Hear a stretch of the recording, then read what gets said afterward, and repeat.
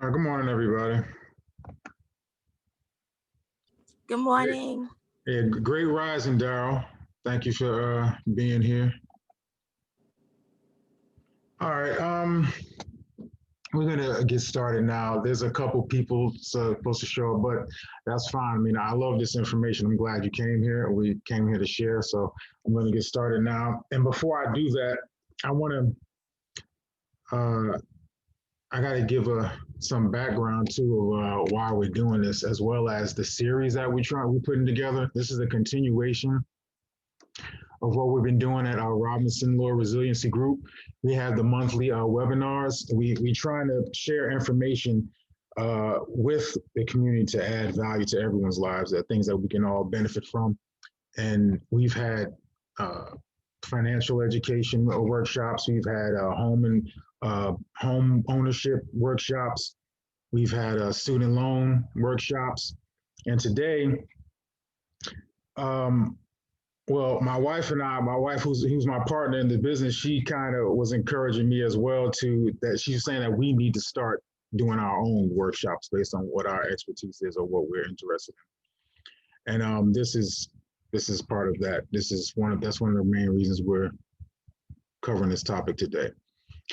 Let me set my screen up so I can get the PowerPoint going.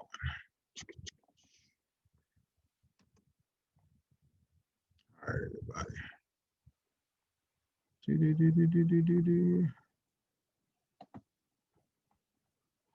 All right.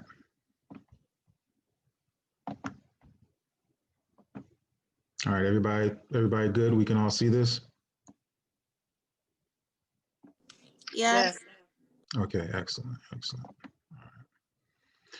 All right, and in just a few things before we begin, there are certain concepts I'll probably be repeating because I want to show the tie and the links between the information.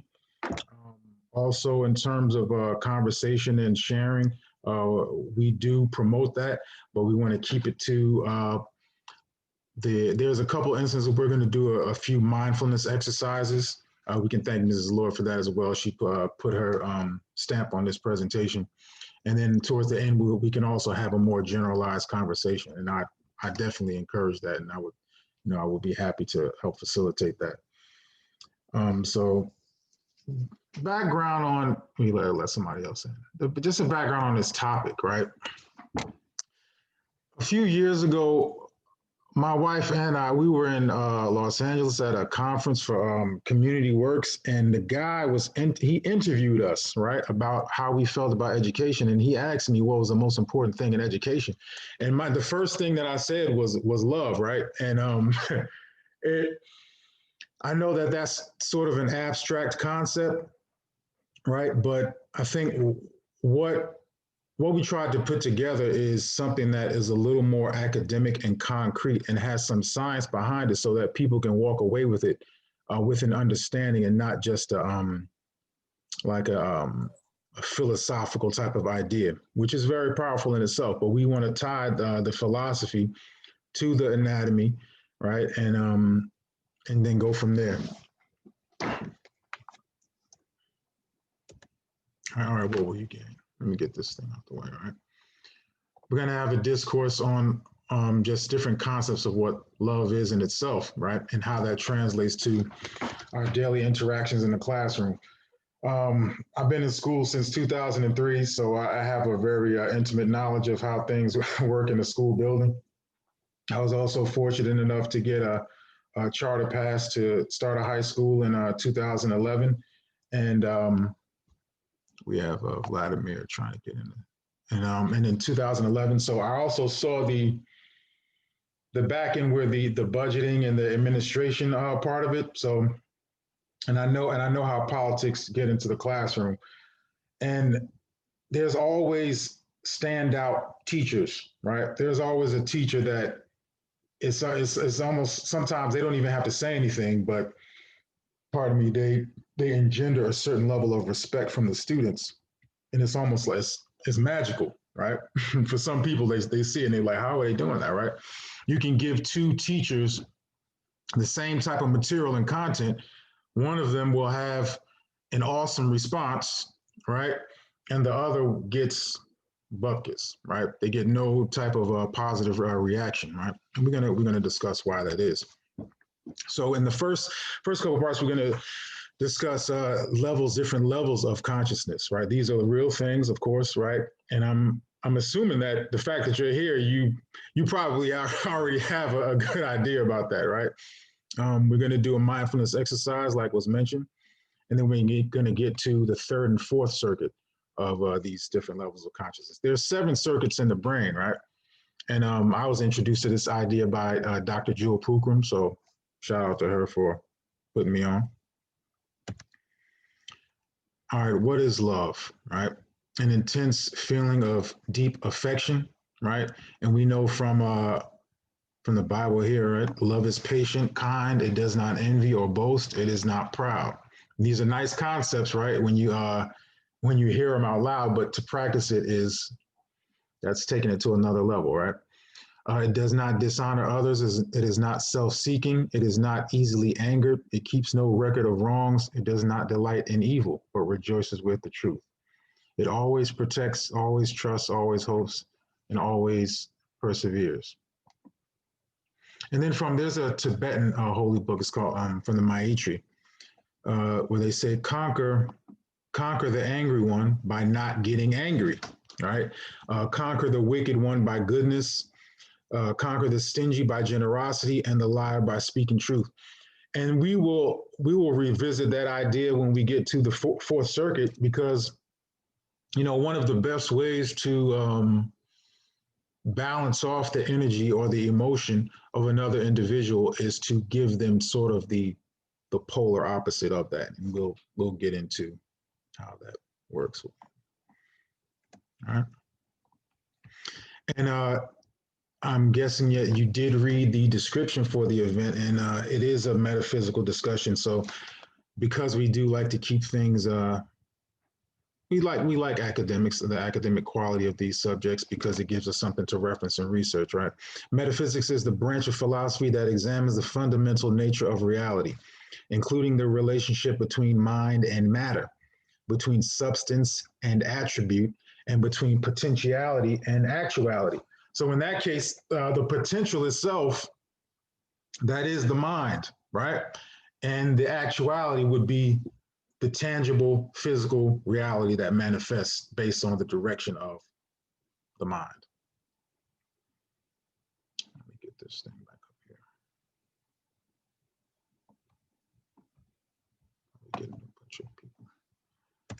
All right. Now these pictures that I'm showing you, these are from a book, Hidden Messages in Water by Masaru Emoto. And the reason why I thought that these were very appropriate, and the book is awesome, I suggest you get it if you can. The reason why I added these pictures is because they show the power that intention and will have on our physical reality, and we don't have to manipulate it with our hands or with any type of tool. It's intent. So what he did is he had gotten together a bunch of children, and he had taken samples of water from different sources, right? And most of the time it was pristine water, right? And he would put them in a jar and have the children or the different environments that he placed them in. Like in this case, it was at a temple, a Buddhist temple, right? And he would, after they were placed in the environment, he would take them and he'd freeze it and then observe the crystals, right? So after the Buddhist prayer, right? This is before they were exposed to the Buddhists, doing their chant, right? This is what it looked like. And then here on the right, you can see this beautifully formed crystal.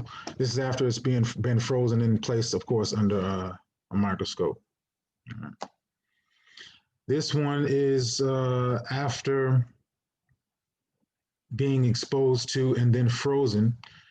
This crystal or this water was exposed to Johann Sebastian Bach, right? And then Wolfgang Amadeus Mozart, who, and Mozart, by the way, is his actual phenotype is in question, but we'll leave that for another day, another time.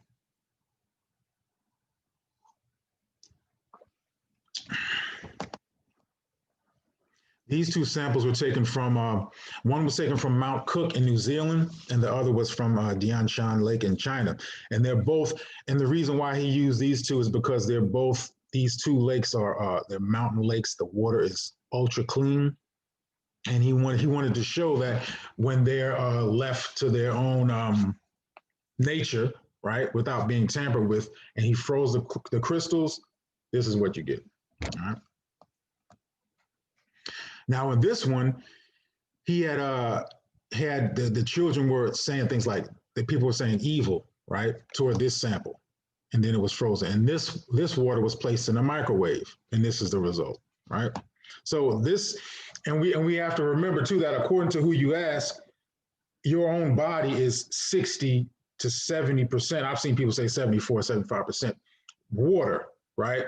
So your thoughts are not only able to affect a glass of water, like on the table, right, with intent and will, but imagine the thoughts that are flowing through your body at all times during the day. I'm trying to admit somebody.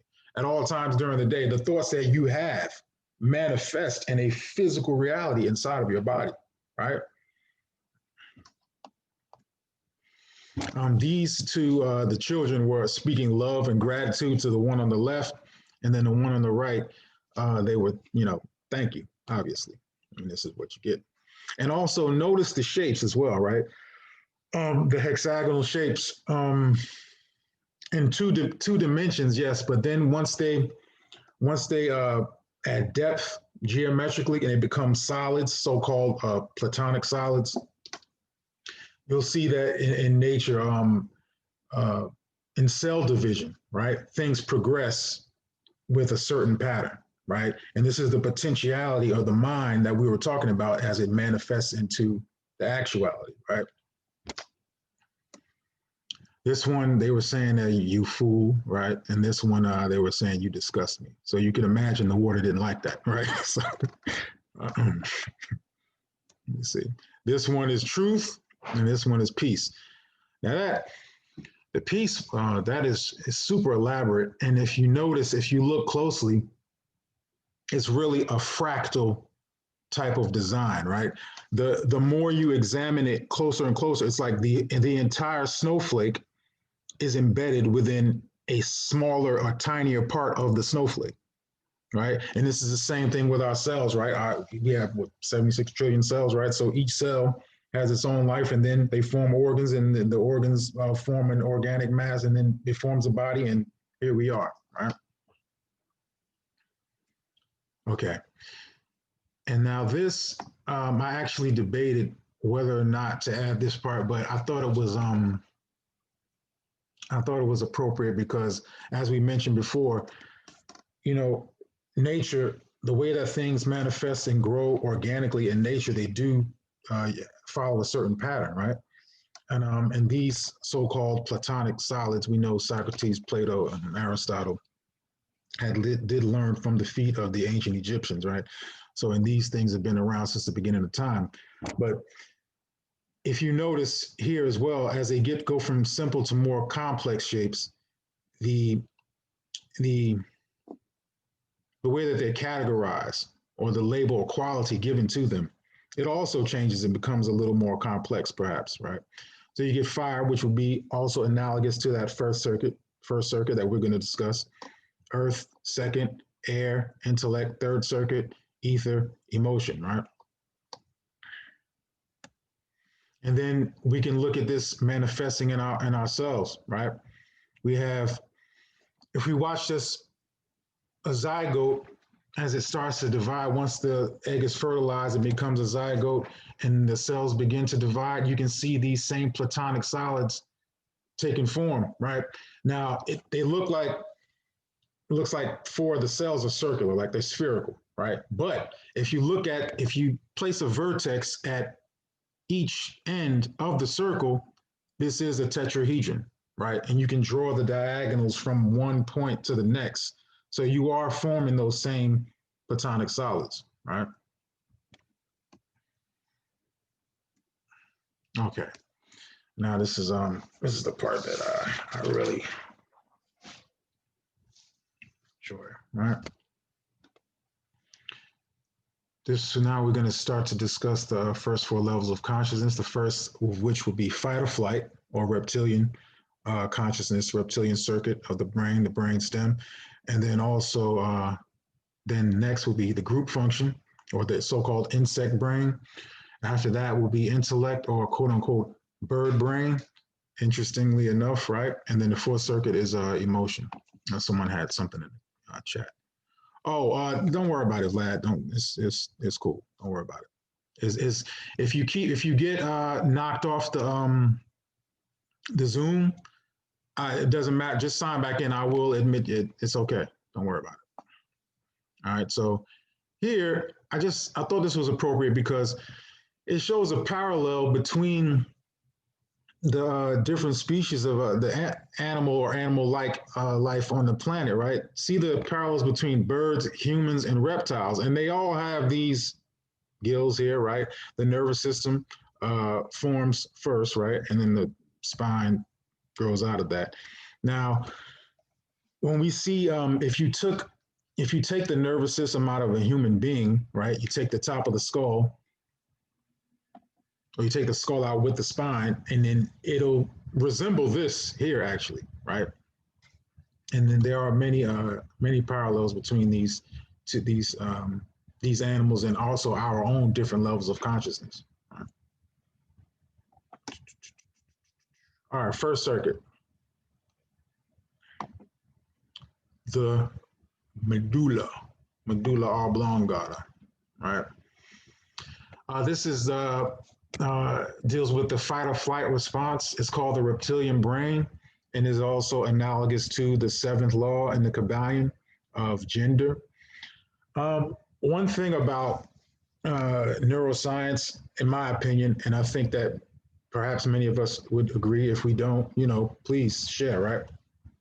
People identify with the brain and the body a little too much, as if it is the cause or the reason for action, when the body is a vehicle, right? So although the reptilian brain may be associated with the fight or flight response, it is the mind that uses the reptilian brain to activate the body's fight or flight response, right? So this gives us ownership of our own consciousness, right? We are not subject to just the physical body, right? Of course, we have to maintain it as well as we can, but all right, the first circuit, fight or flight response. It is primarily concerned with what is safe and what is not safe, right? It controls the involuntary biological responses such as heart, respiratory system, digestion, sneezing, swallowing, etc. It has a solitary type of consciousness. Reptiles really don't congregate, right? Unless it is for defense or mating, reproduction. And interestingly enough, the drug or substance that interacts with the reptilian brain very effectively, depending on how you want to look at it, is alcohol, right? I went to, when I first graduated high school, I went to school in Iowa, right? And they used to say, people used to get drugs, call it beer balls, right? So what it does is the alcohol, it releases that part of the brain from the fight or flight response. So there is no necessary consideration for what is safe and what is not safe. People a lot of times when you become inebriated, you are willing to take a lot of risks that you would not if otherwise, right? Gender is in everything. Everything has masculine and feminine principles. Gender manifests on all planes. This is the seventh law from the Kabbalion, right? And within the classroom, this is the most fundamental idea in terms of being able to get a young person or anyone. If you can be teaching adults, it really doesn't matter. But if people don't feel safe, right? If they don't know that their questions won't be received in an appreciative manner, then they won't ask questions. If people don't feel safe, they're not going to learn, right? And this is not just about, and one of the reasons that we're doing this is that a lot of the books out there that discuss pedagogy and, it's all about classroom management and different techniques, but they rarely touch on empathy or the emotional component or those subtle interactions that a teacher has with a student that build that sense of trust, right, and safety. The second circuit would be the pons, right above the reptilian brain, of course. This is the nickname, the insect brain. This is more concerned with the group function, right? And if you observe the way insects behave, you can see this manifest pretty easily, right? This also is analogous to the sixth law in the Kybalion, cause and effect, right? So keep in mind, we haven't gotten to the emotional fourth circuit yet. So there is no emotion here when we're discussing the insect brain. And if you look at like an ant farm or a beehive, each one of those insects, every single one of them has a regimented job to do, right? And if they don't perform that job, that's it, right? If an ant is sent out of the colony to bring food back and they don't bring it back, the soldiers will take their head, right? And the beehive, when they're trying to communicate that they have to build another hive because the queen is, waning, and they're starting to rear a new queen. They need a new hive, or they're overpopulated. They do like this dance communication. There's no hugging and there's none of that. It's all just a matter of expediency. But what they do understand is that if they work together, their quality of life is going to be improved exponentially, right? This is a group dynamic, group think. Personal role is subservient to the group, and sometimes this is necessary, right? I don't mind being a soldier when that's what's called for, right? Everyone can't be the de facto leader at all times, right? Camaraderie is not present. There are no personal relationships with this level of consciousness, right? This part of the brain deals with walking, touching, swallowing, speaking, and balance. So now when you're walking, it does become a part of you, but you are conscious of it, right? You do know you're taking steps, right? It's not like your heart is beating and it's involuntary and it's controlled by the reptilian brain. You're conscious of if you're walking, touching, etc. The drug that interacts with this circuit quite powerfully would be heroin, right?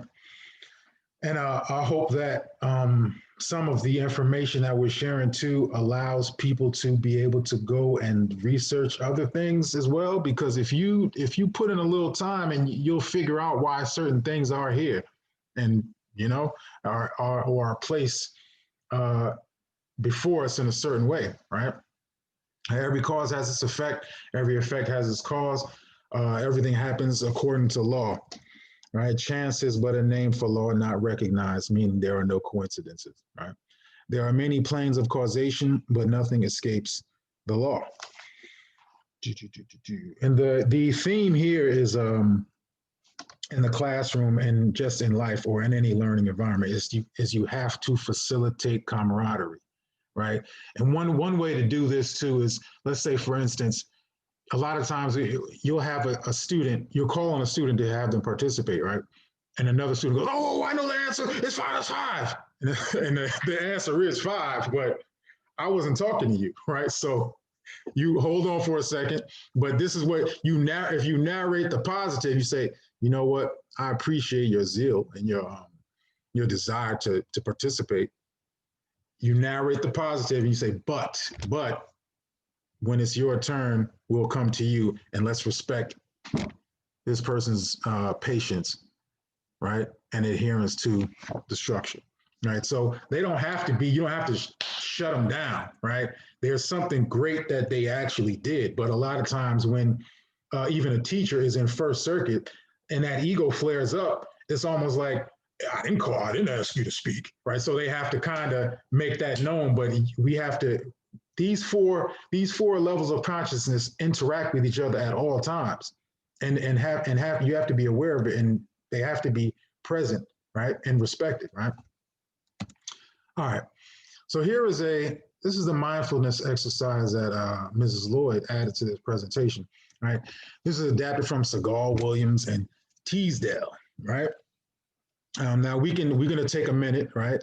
And this is useful for us definitely in a classroom or just in life in general, because a lot of times when you're getting a lot of stimulus, you have 20, 30 personalities that you're trying to interact with.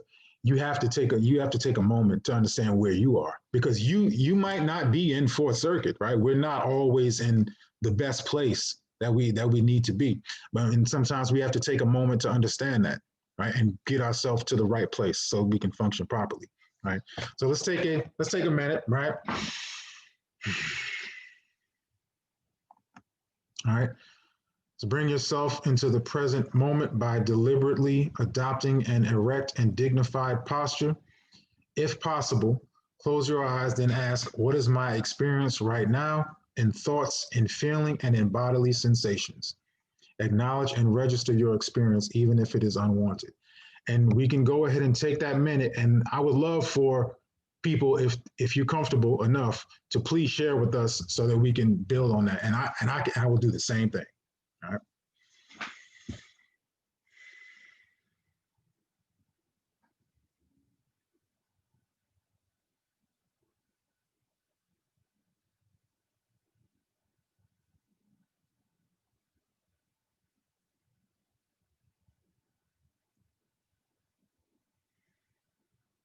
A nice breathing exercise too. The slower you can get your breaths, the more, the better that oxygen is that gets to your brain and you can focus. So I like to go 15 seconds in,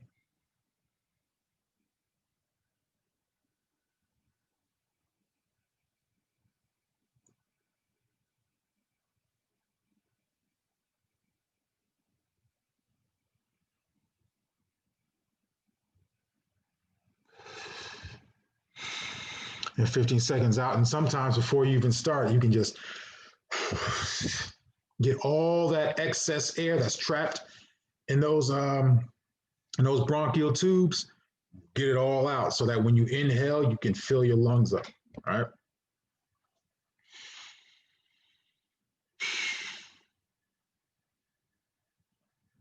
I know where I am right now. Anybody want to share?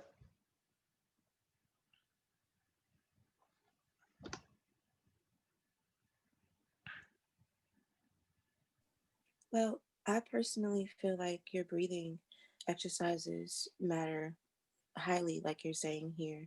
And every time I do a breathing exercise as such, I always feel rejuvenated, or like my mind is clearer, or like I even calm down if I'm angry. So I Hmm. definitely feel that breathing is very important, like you say here, for all of the reasons. Yeah, for sure. I agree. Because I will say too that before we even started this, obviously, I was a little nervous, because I want to do well. But once you start speaking after a couple minutes, that kind of dissipates. Now that's the beauty of also when people say, see, I used to tell students a lot of times that anxiety or nervousness, that when your nervous system is charged like that, that's electricity and magnetism, that's of action. It wants you to take that energy and displace it and do something with it. And then it will calm down and meet itself out. And just now when I did that, I got a lot more. I mean, I was doing okay, but I feel better. Anybody else? I feel like it allowed me to be able to just expand more, like how you said when it comes to our lungs, just getting that last bit of air out, just to be able to allow for the expansion to take place. Yes, sir. Yeah, I agree. Then it does make a difference. You get that last bit of breath out of there before you start, your lungs can fill up, and it's almost like in my imagination, I think of like there's like corners of the lungs that don't get fresh oxygen often enough, right? And when you get it out, it's like, right? Anybody else, or we're going to move on? Okay. All right, boom. Third circuit, right? This is the cerebellum, right? And in Latin, that means the little brain, right? So this is that piece right here below the cerebrum, right? And in the Bible, you know, you'll see cherubim, right? The two hemispheres right here, and at the top of the brain, the so-called gray matter, right? This third circuit deals with intellect or logic, right? Which we all know is important, but it's not the answer to everything, right? This is analogous to the fifth law and the Kabbalion of rhythm, right? Because rhythm denotes pace, things that make sense, right? One thing when you can hear music, and when it's super like disjointed and it has no melody, no flow, it makes no sense, right? So, but when you have music is mathematics. I think we know that, right? So there is a pattern in there, and something just popped in my head. I know John Coltrane. He used to study science, musical theory, and he has this diagram that was published. It looks like the flower of life. It's crazy, right?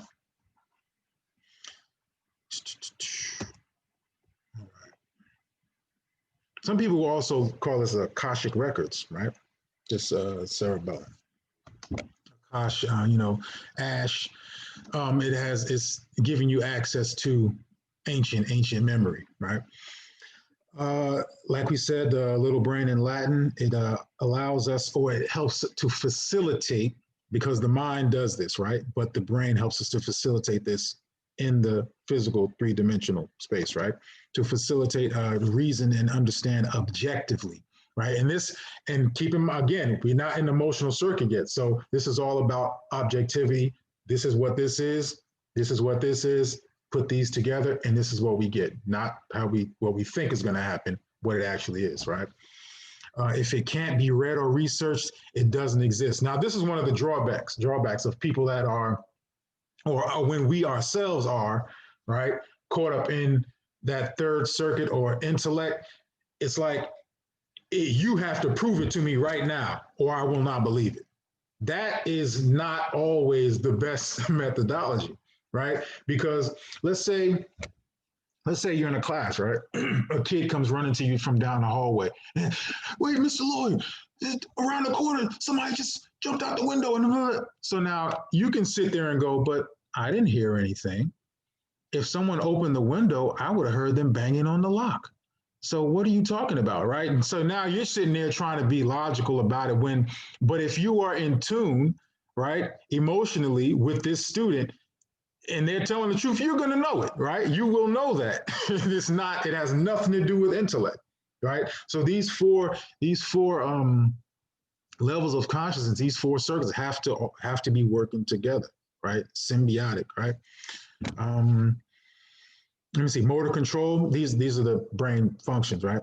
Motor control, attention, language, and electroreception. This is something, while I was preparing this last spring for another group, this is something that I had found in terms of just on the more academic, scientific, and detects weak electric field generated by an animal itself or other animals. I mean, I think we know on some level that we can pick up vibes from environments and or people or things, right? And this is really, this is scientific proof of that fact, right? We do detect, our brain as an antenna, right? And we do detect subtle forces and vibration from all over the place, right? You can pick up vibes everywhere. Now, one of the drugs that interacts with third circuit famously would be cocaine, right? And also, interestingly enough, sugar, right? Because when you feed the brain sugar, the brain it reacts to it in a very similar manner as it does to cocaine, right? And it's a lot of times when you get people that use cocaine, they ego trip a lot, right? they think they can do anything. It's like they forget about first circuit, first and second. They get to the point where it's like, all right, if I do this, I will get this result, right? This is analogous to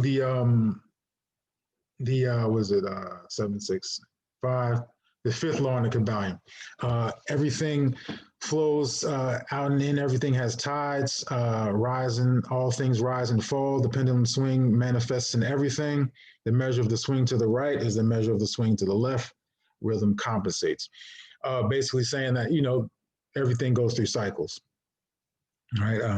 Us, our mind states, our feelings, our condition, civilization, the weather, everything, right? And this allows us to appreciate what one thing, it helps us to define things because we understand what this opposite polarity is, right? But then now we're going to get into polarity. This is the fourth circuit, right? And this is more dealing with the heart, right? Or the heart chakra, as some people would say. This is the occipital lobe at the back of the cerebrum. This is the emotional circuit, deals with the heart and knowingness and balance. It is analogous to the fourth law in the Kabbalion of polarity. So if you take that heart center and then you have the three levels of consciousness below it, or those three base chakras, in a similar manner of what we just went through with the 7 circuits of the brain, you have that fourth circuit of emotion, and then below that you have the intellect, then you have the group think, and then you have the reptilian brain, right? These things, it's beautiful the way you can match them up and have them all make sense together. And there's no such thing as a coincidence, right? Not only does it help us process emotion and activate that emotional consciousness, it processes vision, shapes, color, movement, and helps us to interpret things that we see. Now we know that things like color and music can create time stamps and watershed moments in our lives, right? You hear a certain song and it takes you right back to that moment. It's an emotional attachment, right? You see, you like certain colors for a certain reason, right? Is also the ability of knowing and feeling kinesthetically, physical sensation of what's happening around you and around the world. So it's like, I use this example for us.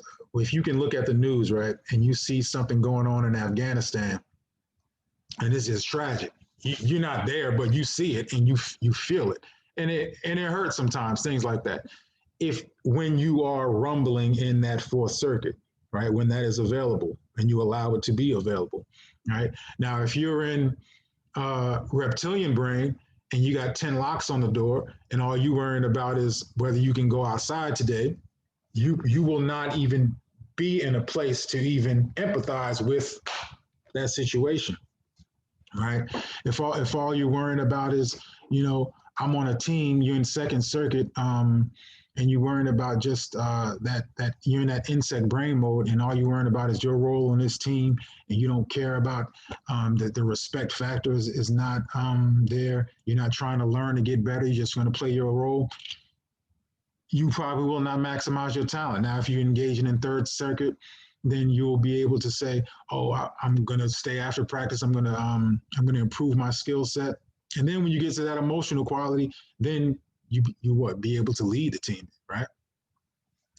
Knowledge is a chemical reality. And what we mean by this is that you have the mind, like we say, the mind activates the body. It's not the other way around. The brain is not the person, right? The brain is a vehicle, right?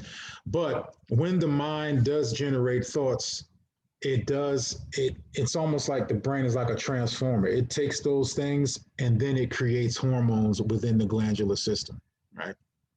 And they admit to 6 neurotransmitters. There's 4 major ones, right? But these hormones are combined and they flow through the body, and they give you that. When you get those physical feelings, this is the side effect of those type of chemicals or hormones, right? Some ancient cultures will refer to hormones as chemical ether, right? And also an ether would be that underlying material that binds the universe together, right? Some people will call it dark matter as well, right? Within pop culture, this fourth circuit is really not promoted, right? Because I mean, if you turn on the radio again, I mean, I think we all know the general mainstream form of music that is accepted is debased sort of materialism and totally engrossed in sexuality and with no sort of emotional attachment, not even catering to the groupthink, right? Or how these two people are going to participate, or even the intellectual part where it's like an exchange of a certain level of interaction where we're going to get a more productive outcome. It's like let's do this, boom, now we're done, let's go, right? So when you have songs like you you remind me of my Jeep, or what's love got to do with it?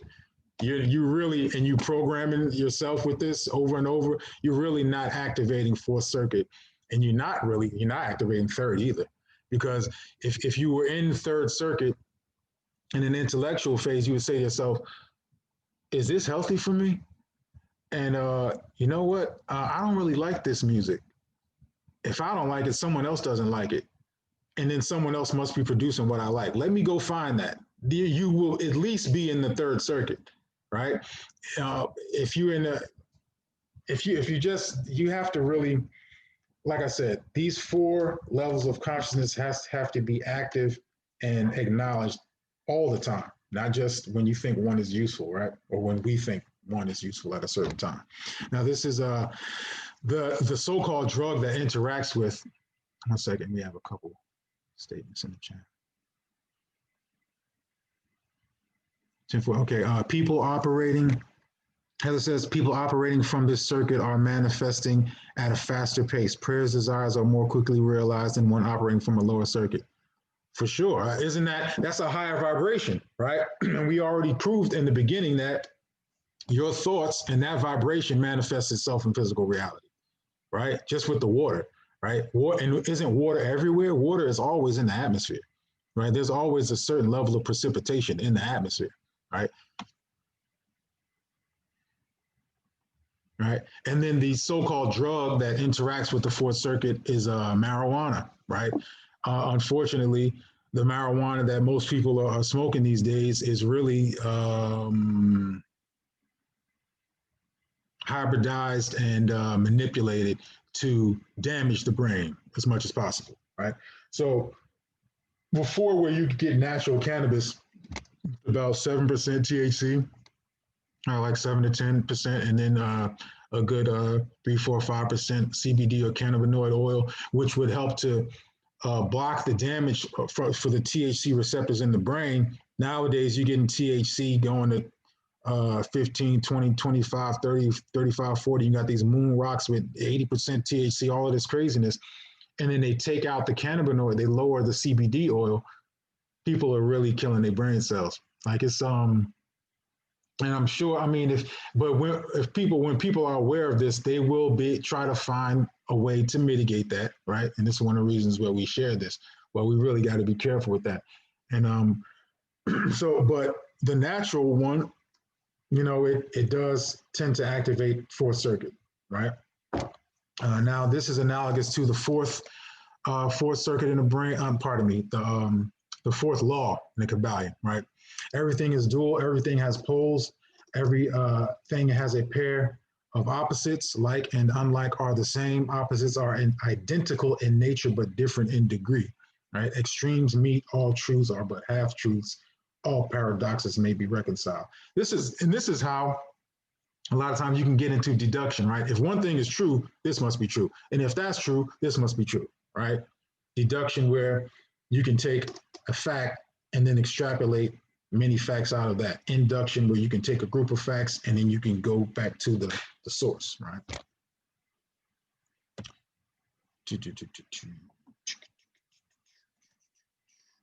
All right, this is another activity that Ms. Lloyd came up with. It's called thinking about our thinking, right? And thought awareness.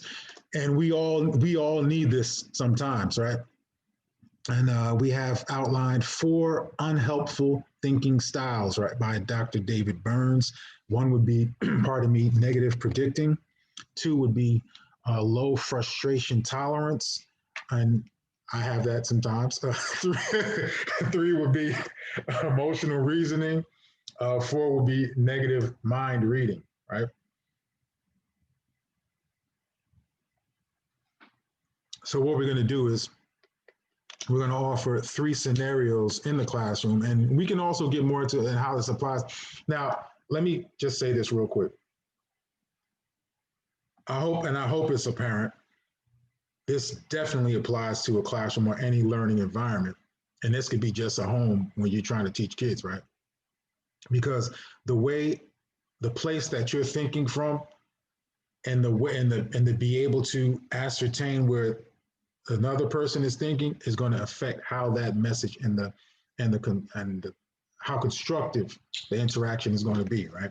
So let's do this real quick, right? Some of my students are easily, and what you can do is we can take a minute and we can read these, and what you can do is you're going to label each situation with the type of unhelpful thinking style that you think would match each one of these situations. All right, so for the first one, I'm not going to answer it. The first one, some of my students are easily distracted. I really can't deal with this. You can label that with the first, second, third, or fourth, or whichever you think go along with that. So let's do that for a minute right now, please. And you can put them in the chat as well. Like you can type in 1 and then put the abbreviation next to it.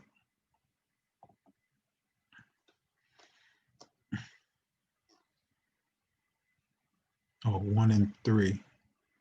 Oh, Heather, you're saying that the first one is 1 and 3, where it says some of my students are easily distracted. I really can't deal with this. That would be negative. Oh, okay. Heather says that's negative predicting as well as emotional reasoning.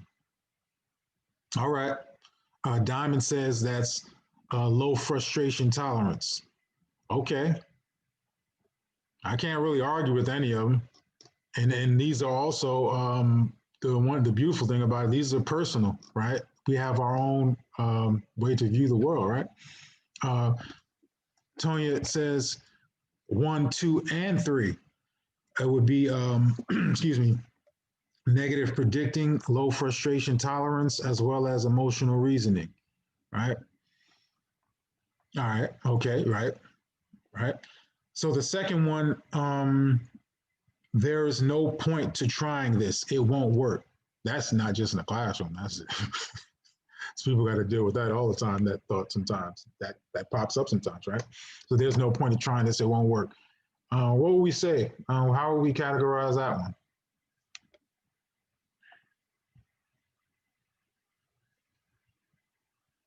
Number 1, negative predicting. Word. Yeah, for sure. Right. What else?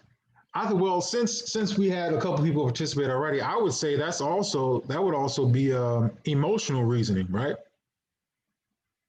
Yeah, negative mind reading, yeah, as well as low frustration tolerance, because you already predicting that it's going to be too tough, and you're like, I can't finish that. And then the emotional reasoning, because it's you know that if you sit down and think about it, there's a way to find a solution.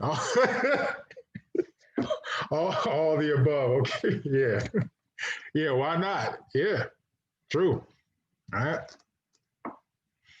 All right. How about the third one? I can't cope with this. I didn't cause this pandemic. Let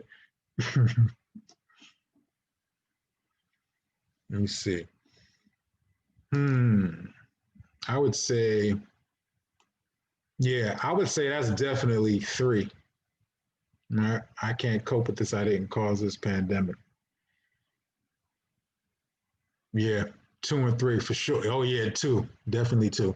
Yeah, because we're built to deal with anything, right? We're here for a reason, right? But we get into the. I feel like there's some day. Oh, hey. Yeah, true. I get it. I get it. Um, Number 3, emotional reasoning, low frustration tolerance. All right, emotional, and it's and you No, know what? I'm Go sorry ahead. to interrupt. No, I was saying I, as a teacher, feel like number 3 some days. Oh yeah, for sure, yeah. And I could imagine that. I mean, and especially if you love to teach, right? You like to be in the classroom and you like to interact with the students and you like to build those relationships, right? And that trust and understanding. And when you're in the front of Absolutely. you know what I mean? And when you're in front of a computer all day, it's like, what?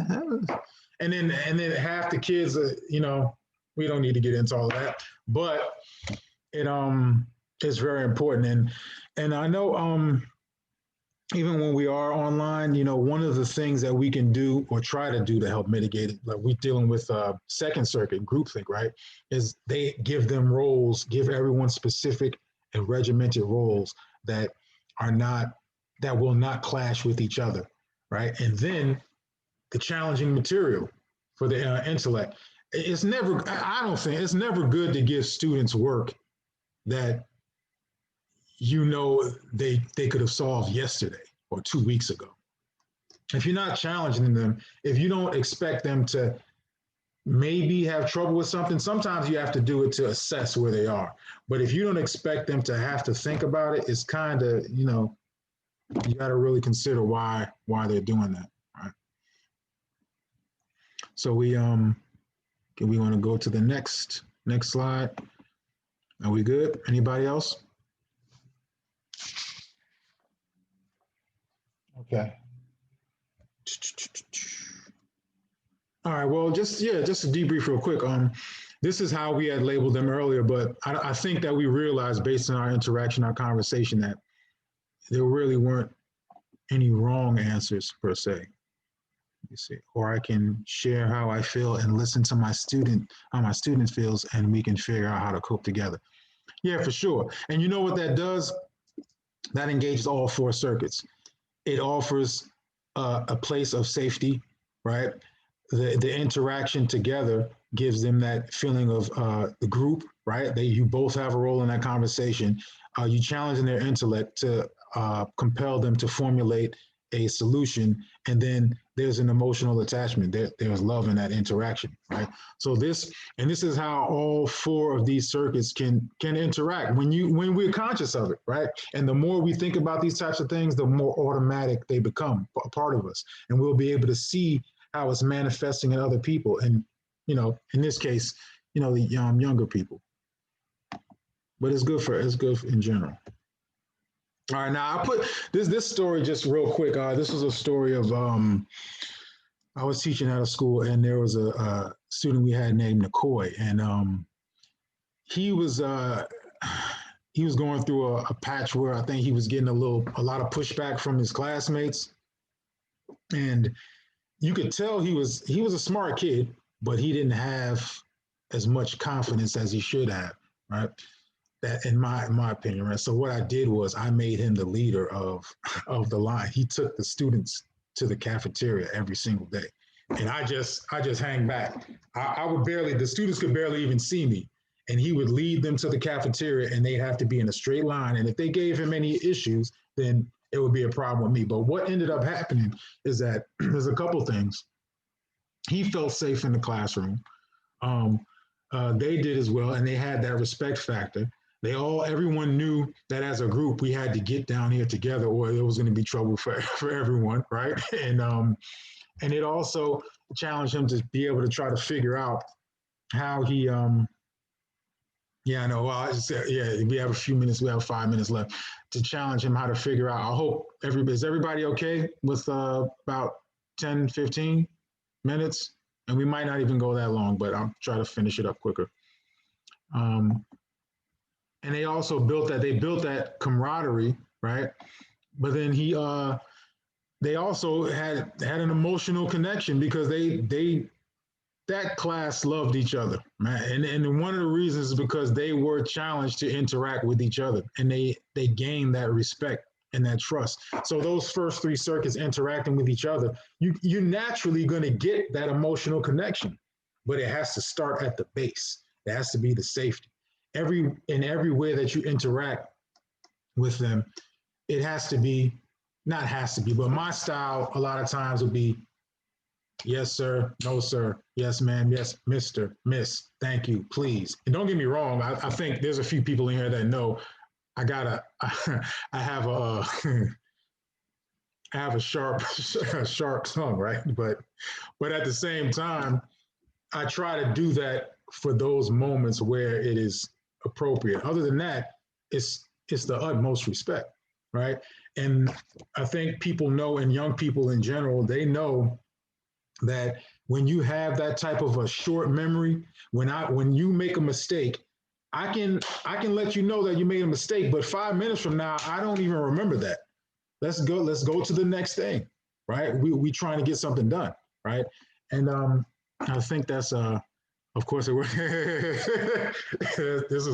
is Diamond in here.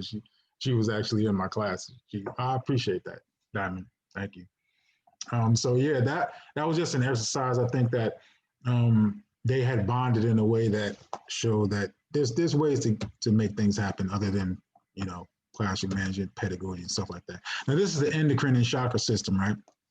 I put this in here because we can see that those 4 and really 7, but we use 4 for the purposes of this discussion. Those 4 first levels of consciousness are analogous to those first 4 energy centers, right? Gonads, pancreas, adrenal glands, and then the heart center, right? Same thing here. Now, some people might say to themselves that, well, the gender was in the first circuit and this is up here. But the reason why these are flipped this way is because the adrenal glands are more with the lower chakra, but in the body, they are located very close together. And it's diagrammed this way because of the quality of the vibration. All right, so yeah, this is what we covered today. We had this nice, I hope, discourse on love, how it translates to our daily interactions in and out of the classroom, actually. We understood different levels of consciousness and discuss ways to help ground ourselves even in the moment. And the more you do those types of breathing exercises, or when you meditate on your own time, which I need to do more often as well, it makes it much more easy to go to that place at any given moment. And when you do that regularly, you can be in a crowd somewhere and then you just have to go. Once you stop, you go to that place and you switch your consciousness, right? Then that was part of the mindfulness exercise. We understood those levels of consciousness and how to ground ourselves. We thought about how we think with those thinking styles. And we did discuss a bit of the chakra system. Yes, Ms. Robinson, you have your hand up. Oh, you were just. Oh, okay. So, anybody want to add, or are we? Because we're reaching towards the end.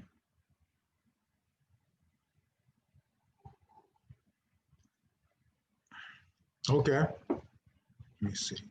All right. Oh, we have a couple people in there. Oh, thank you. Appreciate it. Thank you so much, Andrea, and Ms. Lloyd. Appreciate that. Yes, wow, that's awesome. Thank you so much. Yes, we are recording this now. We're going to post it on our YouTube, and we will share the link too, because we have the email list of the people that registered, and I'm going to get that and then take the link and send it to everybody. Okay. Thank you so much. That's why we do it, right? Isn't that why we do this? Because when we know things, it's good. It's nice for us, but when we share it, and that's when you engage. You engage in all four circuits when you share like that, right? Of course, you're most welcome. You well, and thank you for being here as well. It makes it worthwhile, right? And if you want to contact me or us, you can go to the website. You can email me sloyd, RLRG, resilientstars.com is my phone number. Again, this is being recorded and we're going to email it to everyone in attendance. All right.